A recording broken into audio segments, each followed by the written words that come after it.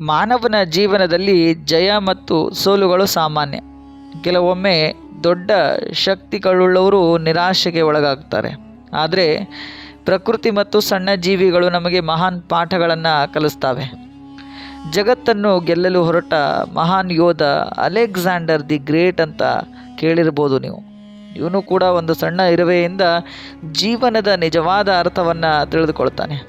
ಈ ಕತೆ ಕೇವಲ ಇತಿಹಾಸವಲ್ಲ, ಧೈರ್ಯ, ಸಹನೆ, ನಿರಂತರ ಪ್ರಯತ್ನ ಹಾಗೂ ಆತ್ಮವಿಶ್ವಾಸದ ಮಹತ್ವ ಅಂದರೂ ಕೂಡ ತಪ್ಪಾಗೋದಿಲ್ಲ.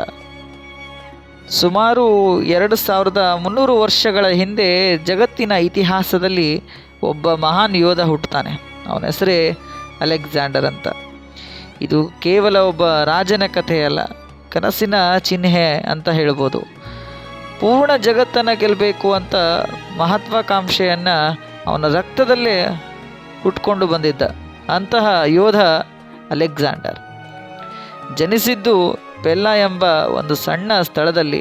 ತಂದೆ ರಾಜ ಫಿಲಿಪ್ ಹಾಗೂ ತಾಯಿ ಒಲಿಂಪಿಯಾಸ್ ಅಂತ. ಬಾಲ್ಯದಿಂದಲೇ ಅಲೆಕ್ಸಾಂಡರ್ ಸಾಮಾನ್ಯ ಹುಡುಗನಾಗಿರಲಿಲ್ಲ. ಅವನು ಕುದುರೆ ಸವಾರಿ, ಕತ್ತಿ ಯುದ್ಧ, ಕತ್ತಿವರಸೆ ಅಂತ ಹೇಳ್ತೀವಲ್ಲ, ರಾಜಕೀಯ, ಗಣಿತ, ಭೌಗೋಳಶಾಸ್ತ್ರ ಎಲ್ಲವನ್ನ ಕಲ್ತಿದ್ದ. ಅವನ ಗುರು ಜಗತ್ತಿನ ಪ್ರಸಿದ್ಧ ತತ್ವಜ್ಞಾನಿ ಅರಿಸ್ಟಾಟಲ್ ಆಗಿದ್ದರು. ಅವನಿಗೆ ಕೇವಲ ಪುಸ್ತಕದ ಜ್ಞಾನ ಕಲಿಸಲಿಲ್ಲ, ಮಾನವ ಮನಸ್ಸನ್ನು ಹೇಗೆ ಅರ್ಥ ಮಾಡ್ಕೊಳ್ಬೇಕು ಅಂತ ಕಲಿಸಿದ್ರು. ರಾಜ ಹೇಗಿರಬೇಕು, ಅವನ ಶಕ್ತಿ ಹೇಗಿರಬೇಕು, ಶಕ್ತಿ ಮತ್ತು ಜ್ಞಾನ ಎರಡರಲ್ಲಿ ಯಾವುದು ಶ್ರೇಷ್ಠ ಅಂತ ಕಲಿಸಿದ್ರು. ಈ ಎಲ್ಲ ಕಲಿಕೆಗೆ ಮೂಲ ಕಾರಣ ಅರಿಸ್ಟಾಟಲ್ ಆಗಿದ್ದರು. ಒಮ್ಮೆ ಅರಮನೆಯಲ್ಲಿ ಒಂದು ಭಯಾನಕ ಕುದುರೆಯನ್ನು ತಂದಿದ್ದರು. ಅದು ಯಾರನ್ನು ಹತ್ತಲು ಬಿಡ್ತಾ ಇರಲಿಲ್ಲ, ಯಾರಿಗೂ ಹತ್ತೋದಕ್ಕೆ ಬಿಡ್ತಾ ಇರಲಿಲ್ಲ. ಸೈನಿಕರು, ಯೋಧರು ಎಲ್ಲರೂ ವಿಫಲ ಆಗ್ತಾರೆ. ಆದರೆ ಅಲೆಕ್ಸಾಂಡರ್ ಮುಂದೆ ಬರ್ತಾನೆ. ಅವನು ಗಮನಿಸ್ತಾನೆ, ಕುದುರೆ ತನ್ನ ನೆರಳನ್ನು ನೋಡಿ ಹೆದರ್ತಾ ಇತ್ತು. ಅಲೆಕ್ಸಾಂಡರ್ ಏನು ಮಾಡ್ತಾನೆ, ಆ ಕುದುರೆಯನ್ನು ಸೂರ್ಯನ ಕಡೆ ತಿರುಗಿಸ್ತಾನೆ, ಮೃದುವಾಗಿ ಮಾತನಾಡಿಸ್ತಾನೆ, ಸಮಾಧಾನ ಪಡಿಸ್ತಾನೆ, ನಂತರ ಹತ್ತುತ್ತಾನೆ. ಎಲ್ಲರೂ ಅಲ್ಲಿ ನಿಂತವರೆಲ್ಲ ಆಶ್ಚರ್ಯಪಡ್ತಾರೆ. ಆಗ ಅವನ ತಂದೆ ಹೇಳ್ತಾರೆ, ಮಗನೇ, ಮ್ಯಾಸಿಡೋನಿಯಾ ನನಗಿದು ಚಿಕ್ಕದು, ನೀನು ಇಡೀ ಜಗತ್ತನ್ನೇ ಗೆಲ್ಲಬೇಕು ಅಂತ ಹೇಳ್ತಾರೆ. ನೀನು ಇಡೀ ಜಗತ್ತನ್ನೇ ಗೆಲ್ಲಲು ಹುಟ್ಟಿದ್ದೀಯಾ ಅಂತ ಹೇಳಿದಾಗ ಆ ಕುದುರೆ ಹೆಸರು ಬ್ಯೂಸಿಫಾಲಸ್ ಅಂತ. ಆ ಕುದುರೆ ಮೇಲೆ ಅಲೆಕ್ಸಾಂಡರ್ ಅನೇಕ ಯುದ್ಧಗಳನ್ನು ಮಾಡಿ ಪಾಲ್ಗೊಳ್ತಾನೆ. ಅಲೆಕ್ಸಾಂಡರ್ ಕೇವಲ ಯುದ್ಧ ಮಾಡಲು ಬಯಸಲಿಲ್ಲ, ಅವನ ಕನಸು ಕಟ್ಕೊಂಡಿದ್ದ. ಜಗತ್ತಿನ ಎಲ್ಲ ಸಂಸ್ಕೃತಿ ಒಂದಾಗಿಸುವುದು ಅವನ ಕನಸಾಗಿತ್ತು. ಆ ಕಾಲದಲ್ಲಿ ಪರ್ಷಿಯನ್ ವಾರ್ನಿಂದ ಗ್ರೀಕ್ ಮತ್ತು ಪರ್ಷಿಯನ್ ಶತ್ರುಗಳಾಗಿದ್ದರು. ಪರ್ಷಿಯಾ ಸಾಮ್ರಾಜ್ಯ ಜಗತ್ತಿನ ಅತ್ಯಂತ ದೊಡ್ಡ ಸಾಮ್ರಾಜ್ಯವಾಗಿತ್ತು. ಆದರೆ ಯುವಕ ಅಲೆಕ್ಸಾಂಡರ್ ಅದನ್ನು ಗೆಲ್ಲುವ ನಿರ್ಧಾರವನ್ನು ಮಾಡಿರ್ತಾನೆ. ಅಲೆಕ್ಸಾಂಡರ್ ತನ್ನ ಸೈನ್ಯದೊಂದಿಗೆ ಅನೇಕ ದೇಶಗಳನ್ನು ಹಾಗೂ ಅನೇಕ ಪ್ರದೇಶಗಳನ್ನು ಜಯಿಸ್ತಾ ಹೋಗ್ತಾನೆ. ಗ್ರೀಸ್, ಈಜಿಪ್ಟ್ ಹಾಗೂ ಪರ್ಷಿಯಾ ಹಾಗೂ ಭಾರತದ ಕಡೆಗೂ ಬಂದಿರ್ತಾನೆ.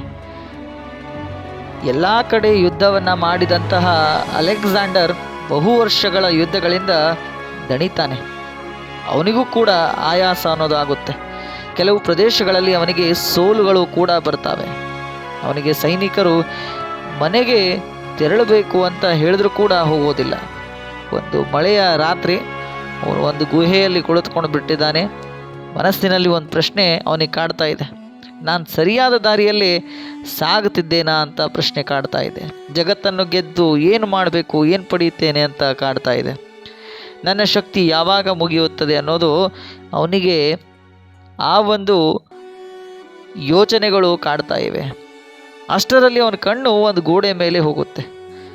ಆ ಗೋಡೆ ಮೇಲೆ ಒಂದು ಇರುವೆ ಮೇಲೆ ಹತ್ತಾ ಇತ್ತು. ಆ ಇರುವೆ ತನ್ನ ದೇಹಕ್ಕಿಂತ ದೊಡ್ಡ ಧಾನ್ಯವನ್ನು ಹೊತ್ಕೊಂಡು ಹತ್ತಾ ಇತ್ತು.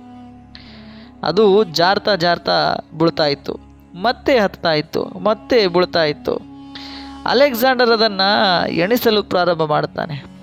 1 ಬಾರಿ, 5 ಬಾರಿ, 10 ಬಾರಿ, 20 ಬಾರಿ ಆದರೂ ಕೂಡ ಇರುವೆ ಪ್ರಯತ್ನ ಬಿಡಲಿಲ್ಲ.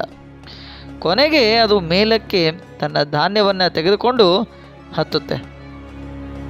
ಆ ಕ್ಷಣದಲ್ಲಿ ಅಲೆಕ್ಸಾಂಡರ್ ಮನಸ್ಸಿನಲ್ಲಿ ಒಂದು ಬೆಳಕು ಬಂತು. ಈ ಒಂದು ಪುಟ್ಟ ಇರುವೆ ತನ್ನ ಸೋಲನ್ನು ಒಪ್ಪಿಕೊಳ್ಳದಿದ್ದರೆ ನಾನು ಹೇಗೆ ಸೋಲನ್ನು ಒಪ್ಪಿಕೊಳ್ಬೇಕು ಅಂತ ಆಗ ಯೋಚನೆ ಮಾಡ್ತಾನೆ. ಆ ಇರುವೆ ಅವನಿಗೆ 3 ಪಾಠಗಳನ್ನು ಕಲಿಸುತ್ತೆ. ನಿರಂತರ ಪ್ರಯತ್ನವೇ ಜಯ. ಒಮ್ಮೆ ಸೋತ್ರೆ ಅಂತ್ಯವಲ್ಲ ಅಂತ. ಸಣ್ಣ ಜೀವಿಗಳಲ್ಲೂ ಜ್ಞಾನ ಇರುತ್ತೆ ಅಂತ ಗೊತ್ತಾಯಿತು. ಅಹಂಕಾರ ಜ್ಞಾನವನ್ನು ಮುಚ್ಚುತ್ತೆ ಅಂತ ಗೊತ್ತಾಯಿತು. ನಿಜವಾದ ಯುದ್ಧ ಹೊರಗಲ್ಲ, ಮನಸ್ಸಿನೊಳಗೆ ಅಂತ ಅರಿತುಕೊಂಡ. ಭಯ, ದಣಿವು, ನಿರಾಶೆ ಇವುಗಳನ್ನೇ ನಾನು ಗೆಲ್ಲಬೇಕು ಅಂತ ಅಂದ್ಕೊಳ್ತಾನೆ. ಅಲೆಕ್ಸಾಂಡರ್ ಅನೇಕ ದೇಶಗಳನ್ನು ಗೆಲ್ತಾನೆ. ಆದರೆ 32ನೇ ವಯಸ್ಸಿನಲ್ಲಿ ಅವನು ಅಸ್ವಸ್ಥನಾಗ್ತಾನೆ. ಅವನು ಸಾಯುವ ಮೊದಲು 3 ವಿಚಿತ್ರ ಇಚ್ಛೆಗಳನ್ನು ಇಡೀ ಜಗತ್ತಿಗೆ ನೀಡ್ತಾನೆ. ತನ್ನ ಶವಪೆಟ್ಟಿಗೆಯನ್ನು ವೈದ್ಯರು ಹೊತ್ಕೊಂಡು ಹೋಗಬೇಕು, ತನ್ನ ಸಂಪತ್ತನ್ನು ರಸ್ತೆಯಲ್ಲಿ ಚೆಲ್ಲಬೇಕು, ತನ್ನ ಕೈಗಳನ್ನು ಶವಪೆಟ್ಟಿಗೆಯಿಂದ ಹೊರಗೆ ಬಿಡಬೇಕು ಅಂತ. ಜನರು ಕಾರಣ ಕೇಳ್ತಾರೆ. ಜಗತ್ತನ್ನೇ ಗೆಲ್ಲಲು ಹೊರಟಂತಹ ಅಲೆಕ್ಸಾಂಡರ್ ಈ ರೀತಿ ಯಾಕೆ ಹೇಳ್ತಾ ಇದ್ದಾನೆ ಅಂತ. ಆಗ ಅಲೆಕ್ಸಾಂಡರ್ ಹೇಳ್ತಾನೆ, ವೈದ್ಯರು ಮರಣವನ್ನು ತಡೆಯಲಾರರು, ಸಂಪತ್ತು ನನ್ನ ಜೊತೆ ಬರುವುದೇ ಇಲ್ಲ. ಇನ್ನು ಖಾಲಿ ಕೈ ಬಂದ ವ್ಯಕ್ತಿ ಖಾಲಿ ಕೈಯಿಂದ ಹೋಗಬೇಕು ಅನ್ನೋದು ಇತಿಹಾಸಕ್ಕೆ ಗೊತ್ತಾಗಬೇಕು ಅಂತ ಅಲೆಕ್ಸಾಂಡರ್ ಸಾರಿ ಹೇಳ್ತಾನೆ. ಅಲೆಕ್ಸಾಂಡರ್ ಬಗ್ಗೆ ನಾವು ಕೇಳಿದಾಗ ಕೂಡ ನಮಗೆ ಅದೇ ಅನಿಸುತ್ತೆ ಸ್ನೇಹಿತರೆ. ಅಲೆಕ್ಸಾಂಡರ್ ಬಾಲ್ಯದಲ್ಲೇ ಜಗತ್ತನ್ನು ಗೆಲ್ಲುವ ಕನಸನ್ನು ಕಂಡಿದ್ದಂತಹ ಒಬ್ಬ ಯೋಧ. ಜೀವನದಲ್ಲಿ ದೊಡ್ಡ ಗುರಿ ಇಟ್ಟಾಗ ಮಾತ್ರ ದೊಡ್ಡ ಸಾಧನೆ ಸಾಧ್ಯ. ಯುದ್ಧಗಳಲ್ಲಿ ಅನೇಕ ಸಂಕಷ್ಟಗಳು ಬಂದರೂ ಅವನು ಹೆದರಲಿಲ್ಲ. ಧೈರ್ಯ ಇದ್ದರೆ ಅಸಾಧ್ಯವೂ ಸಾಧ್ಯವಾಗುತ್ತದೆ ಅಂತ ಅಂದ್ಕೊಂಡಿರುವಂತಹ ವಿಜಯದ ಮೂಲ ಅಂತ ಹೇಳ್ಬೋದು. ಅವನ ಗುರು ಅರಿಸ್ಟಾಟಲ್ ಕೇವಲ ಜ್ಞಾನವನ್ನು ಕಲಿಸಲಿಲ್ಲ, ನಾನು ಆಗಲೇ ಹೇಳಿದ ಹಾಗೆ ಜ್ಞಾನದಿಂದ ಗೆಲುವು ಹೇಗೆ ಸಾಧಿಸಬೇಕು ಅನ್ನೋದು ತಿಳಿಸ್ಕೊಟ್ರು. ಇನ್ನು ಸೋಲಿನ ಬಗ್ಗೆ ಬಂದಾಗ ಇರುವೆ ಕಥೆಯಿಂದ ಅವನು ತಿಳಿದುಕೊಂಡದ್ದು ಎಷ್ಟು ಬಾರಿ ಬಿದ್ದರೂ ಮತ್ತೆ ನಾವು ಎದ್ದು ನಿಲ್ಲಬೇಕು ಅಂತ ತಿಳಿದುಕೊಂಡ. ಸಣ್ಣ ಇರುವೆ ಪರಿಶ್ರಮ ಅವನ ಜೀವನದಲ್ಲಿ ಬದಲಾಯಿಸುತ್ತೆ. ಅದರಿಂದ ಯಾರನ್ನು ಚಿಕ್ಕವರು ಅಂತ ತಿರಸ್ಕರಿಸಬಾರ್ದು ಅನ್ನೋದು ಅಲೆಕ್ಸಾಂಡರ್ ತನ್ನ ಜೀವನದಲ್ಲಿ ಕಲಿತ ಪಾಠ. ಇನ್ನು ಅಲೆಕ್ಸಾಂಡರ್ ಕೊನೆಗೆ ಸಂದೇಶವನ್ನು ನೀಡಿದ್ದು ಕೂಡ ಇದೇ ರೀತಿ. ಮಾನವನು ಕೊಂಡೊಯ್ಯುವುದು ಕರ್ಮ ಮತ್ತು ತನ್ನ ಹೆಸರನ್ನು ಮಾತ್ರ. ಜೀವನದಲ್ಲಿ ಏನೂ ಕೊಂಡೊಯ್ಯೋದಿಲ್ಲ. ಜೀವನ ಖಾಲಿ ಕೈಯಲ್ಲಿ ಆರಂಭವಾಗಿ ಖಾಲಿ ಕೈಯಲ್ಲೇ ಮುಕ್ತವಾಗುತ್ತೆ ಅನ್ನೋದು ಅಲೆಕ್ಸಾಂಡರ್ ತಿಳಿದುಕೊಂಡಂತಹ ಒಂದು ಸಂದೇಶ. ಈ ಕಥೆಯನ್ನು ಕೇಳಿದಾಗ ಅವನ ಜೀವನದಲ್ಲಿ ಒಂದು ಸಣ್ಣ ಇರುವೆಯಿಂದ ತನ್ನ ಒಂದು ಜೀವನದ ತಿರುವನ್ನು ಪಡೆದಂತಹ ಅಲೆಕ್ಸಾಂಡರ್ ಸೋಲು ಬಂದಾಗ ನಿರಾಶನಾಗದೆ ಮತ್ತೆ ಪ್ರಯತ್ನಿಸುವ ಮನೋಭಾವವೇ ನಿಜವಾದ ವಿಜಯದ ರಹಸ್ಯ ಅಂತ ಅರಿತುಕೊಳ್ತಾನೆ. ಈ ಕತೆ ಕೂಡ ನಮಗೆ ಹೇಳೋದು ಒಂದೇ ಸ್ನೇಹಿತರೆ, ಶಕ್ತಿ ಮತ್ತು ಸಂಪತ್ತು ಅಧಿಕಾರಕ್ಕಿಂತ ಹೆಚ್ಚಾಗಿ ಆತ್ಮವಿಶ್ವಾಸ ಮತ್ತು ಪರಿಶ್ರಮವೇ ಮನುಷ್ಯನನ್ನು ಮಹಾನ್ ವ್ಯಕ್ತಿಯಾಗಿ ಮಾಡುತ್ತೆ. ಜೀವನದಲ್ಲಿ ಎಷ್ಟೇ ಕಷ್ಟಗಳು ಬಂದರೂ ಇರುವೆಯಂತೆ ಮತ್ತೆ ಎದ್ದು ನಿಲ್ಲುವ ಧೈರ್ಯವನ್ನು ಹೊಂದಿದವನೇ ನಿಜವಾದ ವಿಜಯಿ ಅಂತ ಹೇಳ್ತಾ ಈ ಕಥೆಗೆ ನಾನು ವಿದಾಯವನ್ನು ಹೇಳ್ತಾ ಮುಂದಿನ ಕಥೆಯಲ್ಲಿ ಮತ್ತೆ ಸಿಗೋಣ. ಧನ್ಯವಾದಗಳು.